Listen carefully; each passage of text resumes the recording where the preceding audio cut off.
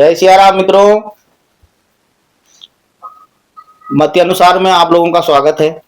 मित्रों, एक कहावत है कि कुत्ते की पूंछ को देखिए, यदि 6 महीने तक उंगली में डाल के भी रखा जाए और उसके बाद 6 महीने के बाद उसको निकाला जाए तो वो टेढ़ी रहेगी, सीधी नहीं होगी। ऐसे ही हमारे देश के कट्टरपंथी, सभी को नहीं बोल रहा हूं, कट्टरपंथी मौलाना, ये जितने कट्टरपंथी मौलाना हैं, इन लोगों की भी यही आदत है। बात तो करेंगे गंगा जमुना तहजीब की और मन में ये लोग कुछ रखेंगे। मैं इसलिए ये कह रहा हूं कि इन लोगों कुत्ते की पूंछ जो है वो टेढ़ी की टेढ़ी रहेगी, सीधी नहीं होगी। अभी हाल फिलहाल में क्या हुआ, आप लोगों को जानकारी है कि एक वृंदावन के संत हैं, परम पूज्य परमानंद जी महाराज।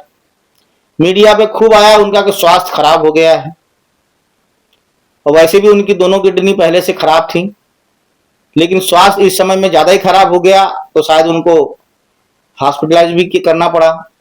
और उसके लिए उनके भक्तों द्वारा कई प्रकार की प्रार्थना की जा रही है, ईश्वर से प्रार्थना कर रहे हैं कि प्रभु उनका स्वास्थ्य ठीक कर दे।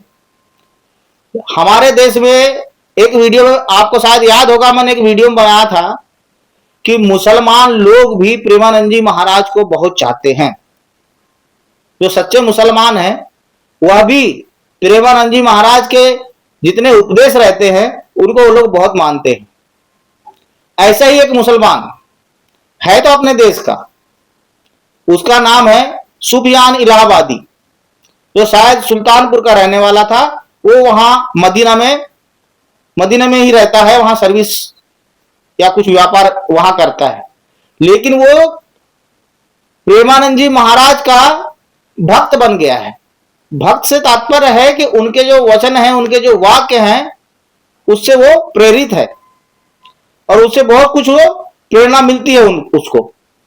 तो जैसे सुना उसने कि भाई प्रेमानंद जी महाराज का स्वास्थ्य खराब है, तो मदीना में जाके प्रेमानंद जी महाराज के लिए दुआ मांगा कि अल्लाह ताला उनको अच्छा कर दे, उनका स्वास्थ्य में वर्धन हो, स्वास्थ्य उनका ठीक हो, जल्दी से अच्छे हो जाए। वो अपना उनके हिसाब से, उनकी जो पद्धति है उनके हिसाब से वो लोग दुआ मांगे। लेकिन हिंदुस्तान में कुछ लोगों को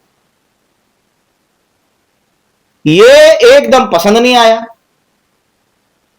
पसंद इसलिए नहीं आया कि उसने वीडियो डाल दिया। तो उस आदमी के वीडियो डालने का एक ही मकसद था कि लोगों को पता चले कि हमारे देश की संस्कृति कैसी है, हम लोग हिंदू मुसलमान सब आपस में भाईचारे से रहते हैं।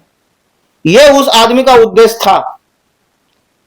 लेकिन लोग उसको गलत तरीके से ले लिए कि भाई ये जो तुमने डाले ये गलत डाले, ऐसा नहीं होना चाहिए, तुम अपना वीडियो बंद कर दो। तो भाई क्यों बंद कर दो वीडियो? मुसलमान अगर वहां का डाल लेता कि मैंने फलाने मौलाना के लिए दुआ मांगी तो वो ठीक था, और उन्होंने एक संत के लिए दुआ मांगी तो क्या वो गलत हो गया क्या? लेकिन हमारे देश के कुछ मौलाना और हमारे देश में हिंदू मुसलमान में जो फूट डालने का काम किए ना, ये कुछ लोग, सभी को नहीं बोल रहा हूं, कुछ मौलाना, कट्टरपंथी मौलाना, इनके सीने में ना सांप ऐसे दौड़ता फुसकारता कि ये कैसा हो गया, हम लोग तो विरोधी हैं, हम लोग काफिरों को कैसे अपना सकते हैं। लेकिन ये जानते नहीं है कि हमारे देश के जितने मुसलमान हैं ना, उसमें से कुछ लोग ही तुम्हारे साथ में हैं। और उस वीडियो में सुफियान इलाहाबादी ने बताया भी, एक टीवी चैनल पे चल रहा था, तो उसने बताया भी कि बोले ज्यादा लोग नहीं हैं, बहुत से लोग तो मेरा समर्थन ही करते हैं, बोले कुछ लोग हैं 2-4-5% यही विरोध करते हैं। तो 2-4-5% वालों से मैं कहना चाह रहा हूं कि सुधर जाओ, संभल जाओ, क्योंकि जो सनातन का विरोध करता है, जो हिंदुओं का विरोध करता है, वो पनप नहीं पाता। अंतोगत्वा उसका वही होता है जो होना चाहिए। अगर आप गंगा जमुना तहजीब की बात करते हो भैया, तो गंगा जमुना तहजीब के अनुसार ही वो सुफियान इलाहाबादी ने काम किया है। और आप लोग उसी को, कुछ लोग धमकी भी दे रहे हैं कितना सत्य है मैं नहीं कह रहा हूं, मैं प्रमाणित नहीं कह रहा हूं, जितना मीडिया में आ रहा है, पेपर में आ रहा है ना, प्रिंट मीडिया में जितना आ रहा है, मैं उसी के आधार पर बात कर रहा हूं आपसे। लेकिन क्या ऐसा होना चाहिए क्या? तो कट्टरपंथी मौलाओं से मेरा यही निवेदन है कि भाई साहब लोग, आप अपनी दुकानदारी चलाने के लिए जो सच्चे मुसलमान हैं, जो सच्चे देशभक्त मुसलमान हैं, इन लोगों को बरगलाना आप बंद कर दीजिए, है ना। और आप भी वही विचार रखिए जो दूसरे मुसलमान, जो देश प्रेमी भारतवासी मुसलमान रखते हैं।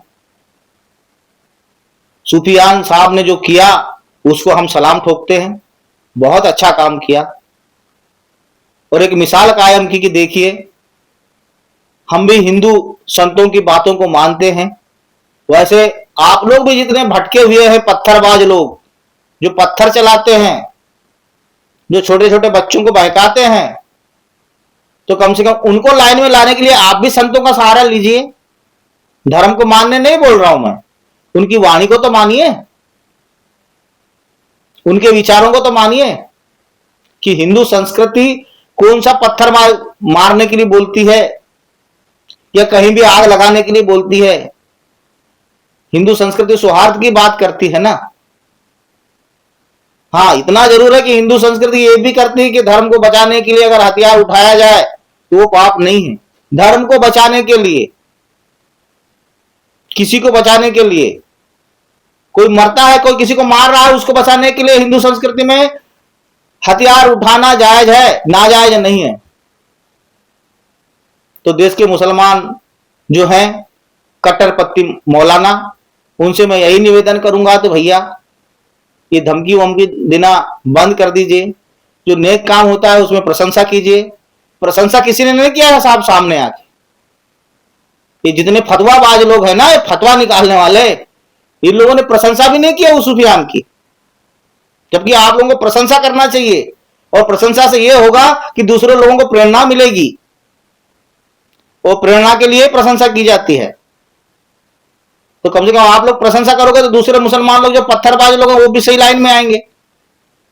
तो भाइयों, यदि आप मेरे विचारों से सहमत हैं तो मेरे इस चैनल मति अनुसार को सब्सक्राइब कीजिए, लाइक कीजिए, शेयर कीजिए और कमेंट कीजिए। जय सिया राम, सादर प्रणाम।